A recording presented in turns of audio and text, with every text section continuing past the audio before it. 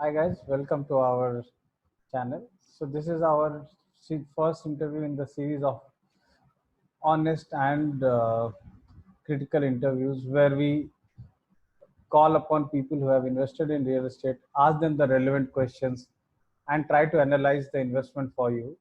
So that if tomorrow you want to invest in that locality or if you are in that income bracket, then this information may be helpful to you. तो हम लोग ये interview करेंगे, इसमें जितना honestly हो सकता है हम लोग पूछेंगे और उसके इंटरव्यू के बाद मैं आपको अपना एनालिसिस दूंगा कि इंटरव्यू ये इन्वेस्टमेंट क्यों सही था, इन्वेस्टमेंट में क्या गलत था, ये इन्वेस्टमेंट में कहाँ प्रॉब्लम आई एंड या फिर ये इन्वेस्टमेंट क्यों सक्सेसफुल हुई. So we will start with the interviews. The first interview is with my batchmate from IIT Bombay, Piyush Gupta.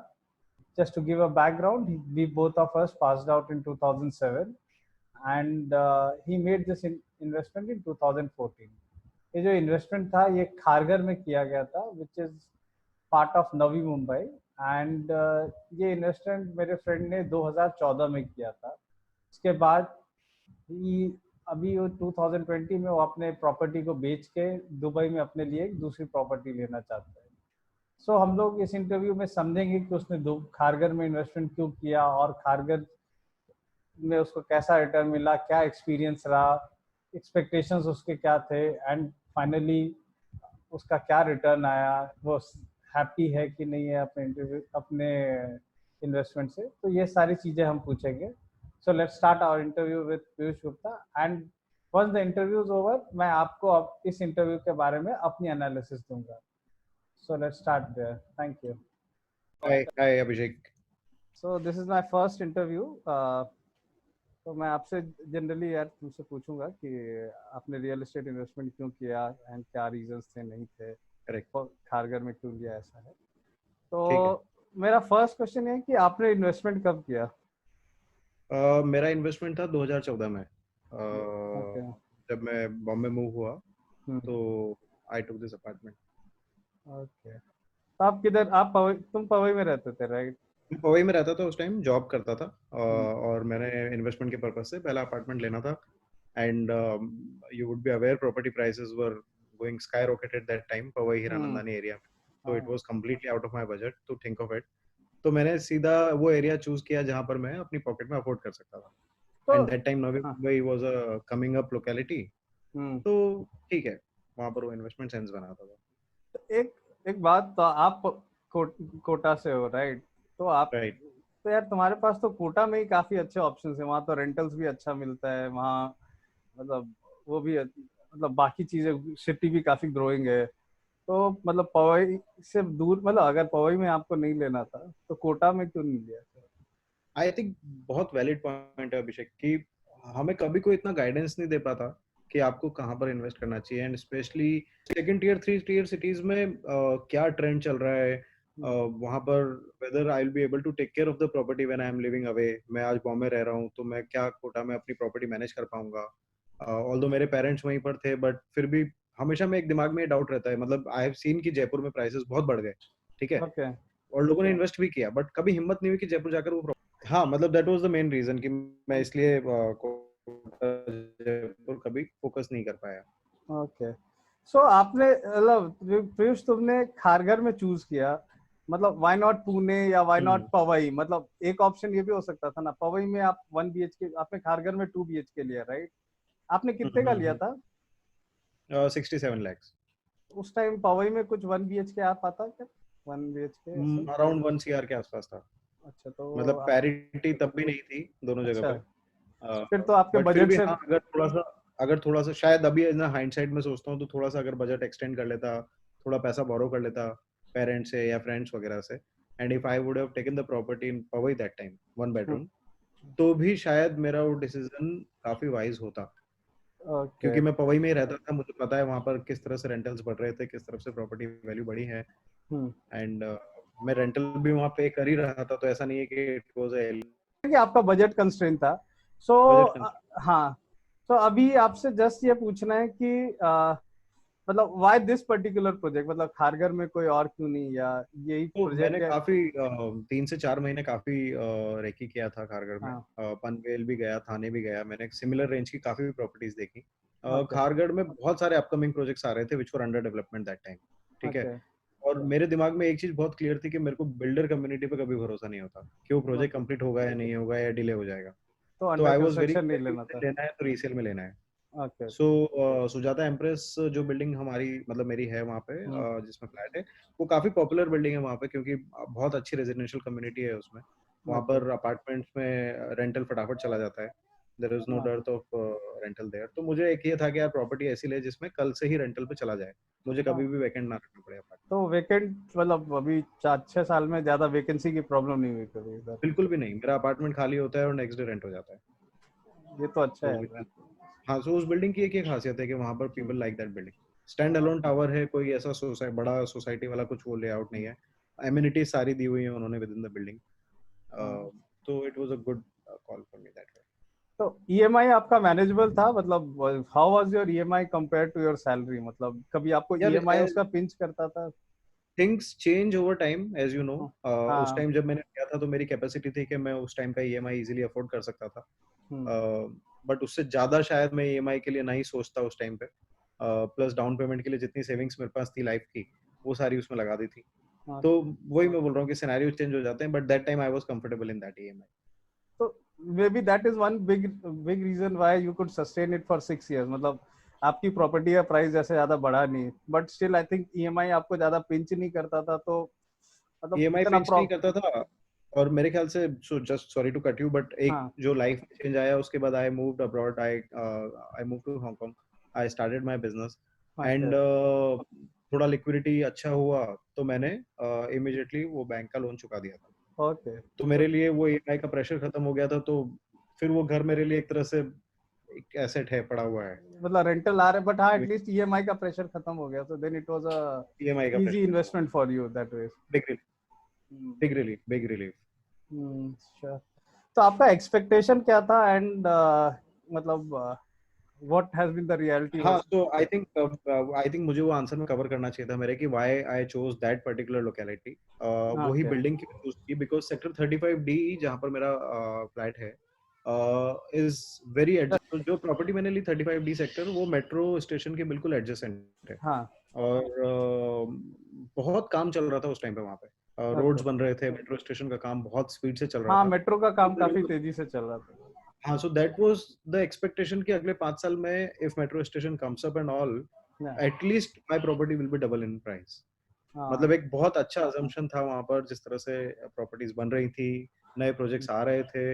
एक हाइप क्रिएटेड थी वहां पर मेट्रो को लेकर। बट अनफॉर्चुनेटली वो मेट्रो कभी कंप्लीट नहीं हुआ, ऑल्दो तो मतलब। बहुत सारे लोग विक्टिम बने हैं उन सब चीजों के, तो मैं भी उनमें से एक हूँ, बोल सकते हो। एंड एक ओवर सप्लाई का भी उधर प्रॉब्लम हो गया, मतलब बहुत सारा वो हो गया ना, मतलब। ओवर सप्लाई हो गया। आई थिंक वही चीज होती है ना, जैसे आपने पनवेल के लिए बोला कि एयरपोर्ट आएगा, हम्म। तो लोगों ने धमाधम वहां पर जमीनें खरीद ली, ये कर लिया, वो कर लिया। राइट। हम्म। अब ना एयरपोर्ट है, ना कुछ और है, सिर्फ सप्लाई है आज की तारीख में। तो प्रॉपर्टी वैल्यूज नहीं बढ़ती हैं फिर उस इन केसेस में। आई थिंक वो भी एक बड़ा इंपॉर्टेंट फैक्टर हो जाता है प्रॉपर्टी लेते टाइम, टू सी दैट कितना वहां पर ओवर सप्लाई बढ़ सकता है। So Piyush, would it be safe to say कि लिवरेजिंग करना आपके लिए, जो लोन लेना है, वो बहुत हेल्पफुल नहीं हुआ, बिकॉज जनरली लोन पे आपने 8-9% का इंटरेस्ट दे, ऑल्दो हाँ, आपने मतलब तो आप 2-3 साल में पे आपकी कर गणित दिया। आपकी गणित वही रहती है ना कि 9-10% पे लोन लूं तो एटलीस्ट मेरी प्रॉपर्टी 5 नहीं 10 साल 7-8 साल में डबल तो हो जाए। राइट। हम्म। सो मेरा वो वर्थ हो जाए जो मैंने लिवरेज लिया है। Hmm. But if your property prices are not going up, तो आप एंड ऑफ द डे सिर्फ कैश बर्न कर रहे हो अपना ईएमआई में। नहीं, और वन अब वन मतलब गुड थिंग वाज कि आप, मतलब your input price went down, down नहीं, मतलब बढ़ते नहीं गया, बिकॉज लोन पे कर दिया। अदरवाइज तो जनरली आप अगर निकालने का सोचते तो जितना ईएमआई पे किया है वो भी काउंट करते, और फिर आपको लगता है कि मैंने 90 लाख दिया और आज मेरे को 80 मिल रहा है, ऐसा भी हो सकता बिल्कुल बिल्कुल, वो आई थिंक बहुत बड़ा फैक्टर हो जाता है, इसलिए लोग शायद बेच नहीं पाते और वो उसमें फंसे ही है। रहते हैं। हाँ, मतलब वो लॉस बुक करने का फिर वो इतना हिम्मत हम नहीं हो पाती है इस हम किसी। इंडियंस को लॉस बुक करना आता नहीं है ना generally. So yeah, that is there. So any good thing about that investment? We are just at the last part. So any good thing about the investment and any bad thing about the investment? As I mentioned, good thing is the only good thing I found is that the building was very nice. I mean, मुझे Okay. rentals का कभी problem नहीं हुआ. There was a gradual increase in rentals. I Hmm. started getting my first rental in I think 7,500 rupees. Okay. And अभी जो मार्च में मेरा rental खाली हुआ है 13,500 पे खाली हुआ है. So तो rental. at least I हाँ. can comfortably say कि मेरा rental double हो गया, almost double हो गया in 5 years. But then if you look at the yield, it is nothing, right? Yeah. But then on the absolute value ठीक है, खुशी मिलती है दिल को कि चलो 7,000 का 14,000 हो गया बस. तो that is the only good thing I would say. आज जब बेचना चाहता हूँ तो मुझे वहां पर ठीक ठाक डिमांड है, एटलीस्ट उस बिल्डिंग में, Okay. So right. So buyers are again there. That, हाँ, सो वो बिल्डिंग का एक मेरे को ये एडवांटेज मिला कि मेरा वहां पर प्रॉपर्टी पिकअप ठीक हो गया, कि मैंने वो जो ओवर सप्लाई में भी जो मैंने पिक किया वो अच्छा पिक हो गया मुझसे. So एक चीज तो अच्छा कि अच्छा बिल्डिंग ले लो तो एटलीस्ट प्राइस राइज या नहीं हो तो एटलीस्ट बेचने में प्रॉब्लम नहीं मतलब आती. आई हाँ, think that is supply one demand good. का, सप्लाई डिमांड का एक फैक्टर वहां पर बना रहता है हमेशा. That's nice. सो काफी सारे, हाँ. जैसे अभी भी मैंने बेचने के लिए जिन लोगों से बात की है तो वहां पर काफी सर्विस क्लास लोग रहते हैं, and okay. People who are settled and doing long term jobs, they are comfortable वहां पर. उनको लगता है कि अच्छी बिल्डिंग है, अच्छी सोसाइटी है, वो वहां पर रह रहे हैं 3 4 5 साल से, so now they want to buy the property there and continue. तो एक वो बहुत अच्छा फैक्टर मुझे वहां पर मिला. So at least end user demand है उस प्रॉपर्टी की yes, at that yes, price yes, whatever. That is a correct. good thing. So the last question कि अभी अगर आप ये प्रॉपर्टी बेच दोगे तो आप वापस रियल एस्टेट में इन्वेस्ट करोगे या फिर आपका रियल एस्टेट से अभी मन भर गया कि नहीं रियल एस्टेट नहीं करना? नहीं, मैं वापस वही बात बोल रहा हूँ कि सिनेरियोस चेंज इन लाइफ. शायद अगर मैं अभी एम्प्लॉयड होता तो आई would have probably put the money into another project somewhere, Okay. Right. या फिर मैं खुद के कंजम्पशन के लिए घर ले लेता और वहां पर ईएमआई वगैरह कंटिन्यू करता. बट बिकॉज अब मैं बिजनेस में आ गया हूँ, cash flows have changed a bit for me. तो मैं आज अपना घर खरीद रहा हूँ दुबई में. तो मैं इवेंचुअली मेरा ट्राई यही रहेगा कि जो कैश फ्लोज आए I will use that to buy the property. हाँ, बट अगर मैं ऑनेस्टली अंदर की बात बोलूं दिल से, तो real estate investment word is more or less over for me. Investment you will not do, मतलब I अपने लिए लोगे I वो have ठीक है. I have lost the faith in real estate, to be honest with you. मतलब as an investment अब नहीं लोगे. नहीं. It's liquid a very instruments are much better. मतलब मुझे ऐसा लगता है कि शायद आज मैं एफडी में भी पैसा रख दूंगा तो शायद 5 साल में मुझे जितना भी कंपाउंडिंग में रिटर्न दे जाएगा. बट रियल एस्टेट ने मुझे मेरे साथ वो धोखा किया, तो मुझे वो थोड़ा सा बिलीव कम आई होता है थिंक उसमें. It's more of a question of timing कि आपने Of course, मतलब 2015 में किया, इसके लिए ये सिचुएशन है. शायद अच्छा टाइम में किया होता तो शायद अच्छा था, बट ठीक है. बट मतलब अभी रियल एस्टेट में खराब टाइम कब देखा है हमने, आई डोंट नो. मतलब उसका we can debate over that, but खराब टाइम इंडिया में, बॉम्बे में, महाराष्ट्र में, have we seen the खराब time in last 10 years? It is always going one ना side, one direction only. या तो स्टेगनेंट है या या फिर पर जो ऊपर बढ़ जा रही रहे हैं. तो लास्ट 10-12 इयर्स में तो डेफिनेटली नहीं आया. सो है. Exactly. यस, आई थिंक वो So there is हमारा जो लिमिटेड एक्सपीरियंस है उसमें तो हमने कभी ऐसा देखा नहीं था. नहीं देखा आपने. आई Right. थिंक अब हम लोग देखना स्टार्ट कर रहे हैं. So we are शायद. just So I should चलो. get out before I see the decline. Yes sure. चलो पीयूष, नाइस ठीक मीटिंग है. यू. तो अपन हम लोग फिर से कभी बात करते हैं, बट थैंक्स Definitely. फॉर आप कमिंग मेरे दैट कांटेक्ट इंटरव्यू. डिटेल्स छोड़ सकते हैं अगर किसी को भी कोई भी इंफॉर्मेशन चाहिए हाँ, regarding regarding that area, Kharghar. To answer. Okay sure. तो मैं अपना ईमेल आईडी शेयर कर दूंगा, तो किसी का अगर कुछ Definitely. क्वेश्चन आता है I will forward it to you. If you are free तो प्लीज आंसर कर देना. I'll be happy to answer. Thank you so much. Okay चलो, thank you. Thanks, everyone. Hi everyone. So thank you for watching the whole interview. I hope कि आपको interview अच्छा लगा होगा and probably आपको इससे इन्वेस्टमेंट्स के बारे में कुछ आइडिया मिला होगा. So I'll just quickly analyze his investment. I'll say उनके फेवर में 2-3 चीजें थी, which was कि the property that he bought was actually much lower than the installments were much lower than his earning capacity or his monthly income at that point of time. So he could fulfill the EMIs very easily without taking much burden upon himself. Secondly, उनके personal career में काफी growth हो गया. He was an employee, then he started his own company and he's decently successful.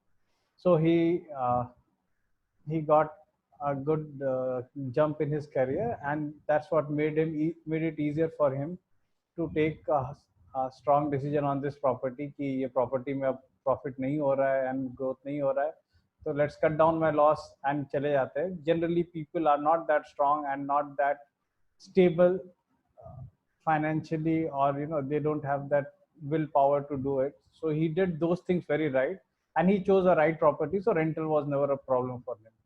So we can see what went right in his investment. Now what went wrong in his investment is, clearly he thought that the metro would come, और वो metro आया नहीं, तो उनको उससे problem हुई. फिर उन्होंने सोचा कि प्राइसेस डबल हो जाएंगे, वो नहीं हुई. पर उसका एक रीजन है. जब उन्होंने परचेज किया था तो उस प्रॉपर्टी का रेंटल था 7,500, यानी ईयरली रेंटल हो गया 90,000 रुपीज. इफ एंड उन्होंने प्रॉपर्टी परचेज की थी 67 lakhs में. सो इस प्रॉपर्टी का रेंटल यील्ड उनके लिए 1.5% था. सो 1.5% रेंटल यील्ड के बाद प्रॉपर्टी का अप्रिशिएट होने के चांसेस बहुत कम है, जबकि प्रॉपर्टी के प्राइसेस घटने के चांसेस बहुत ज़्यादा हैं, बिकॉज रेंटल यील्ड सस्टेनेबल नहीं है. As a thumb rule, interest rate अगर आपका 8% है तो आपका रेंटल यील्ड कम से कम 4% होना चाहिए. तो आपका रेंटल यील्ड जो है वो इंटरेस्ट रेट का एटलीस्ट हाफ होना चाहिए. वेरेज यहाँ पर उनका इंटरेस्ट रेट 9% था, जबकि उनकी रेंटल यील्ड 1.5% थी.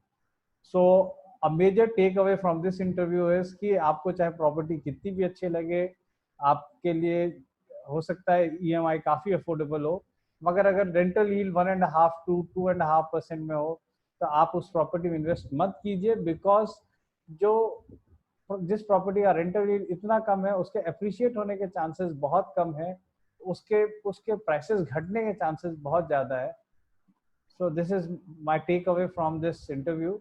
आपको अगर कुछ और पॉइंट्स कवर करने हो, या आपको लग रहा हो कि कुछ एनालिसिस में कुछ चीज़ें हैं जो सही नहीं है, तो आप प्लीज़ फीडबैक में कमेंट्स में फीडबैक दीजिए. Will surely get back to you, या फिर हम अपने अगले इंटरव्यू में करें, इसको रेक्टिफाई करेंगे. तब तक के लिए thank you. I hope you enjoyed this interview. Thank you. Thanks a lot.